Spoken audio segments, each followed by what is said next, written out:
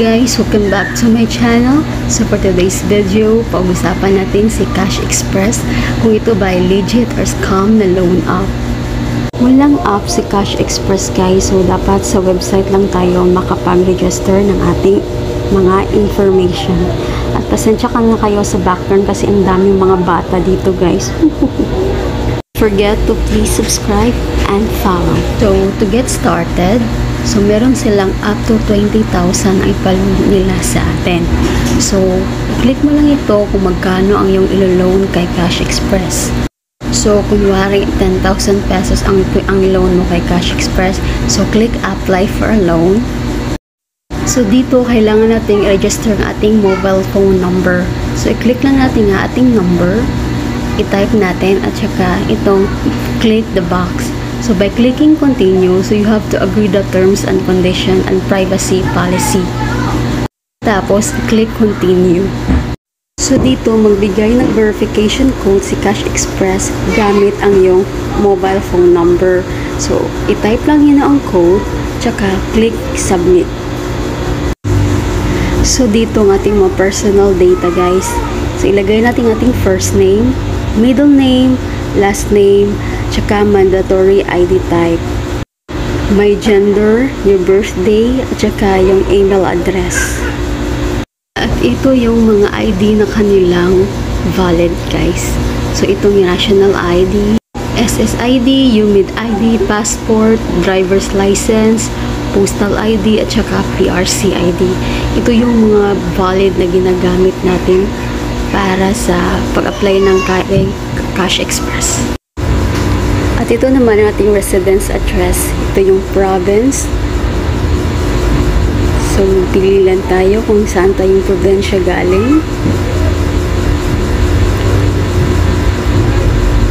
Tsaka year of residence natin. So, ito may additional details tayo, yung ating education level. So, employment type natin at saka ating monthly salary or income. So, click continue. So, dito ating marital status, kung tayo by single, married, or ano pa. Tsaka contact person details, person name, relationship natin sa taong yon, tsaka kanyang mobile phone number. Kung meron pa siyang isang contact number, so ilagay mo dyan, at tsaka click continue. So, ito yung payment details kung saan ilalagay ni Cash Express ang ating ilo-loan sa kanya. Kung mayroon kang bank account, at saka e-wallet. Kung may GCash ka, so i-type mo lang e-wallet. So, kung may bank name, at saka account number, so dapat hindi ka magkamali sa pag-type ng account number mo kasi para hindi masayang at saka mapupunta saan yung pera mo. So, kapag nalagay mo yung account number, so i-click lang natin yung back. So, if you understand the accuracy of above account number and confirm that it's my personal account number. So, dapat sa'yo nakapangalan yung account number, yung bank name dapat sa'yo. And click continue. At dito, mag-upload tayo ng ating mga dokumento. Meron itong selfie at saka picture ng ating valid ID. So, mag-picture kayo sa front ng kanyang ID.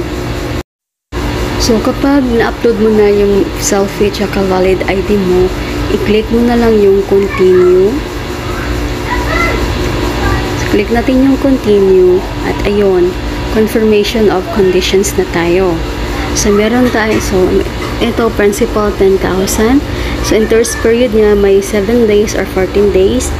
First payment niya is on September 11. So, ito yung bank account mo. So, if you're accepting next, so if may ano daw, may higher probability of approval ka sa susunod mo na loan.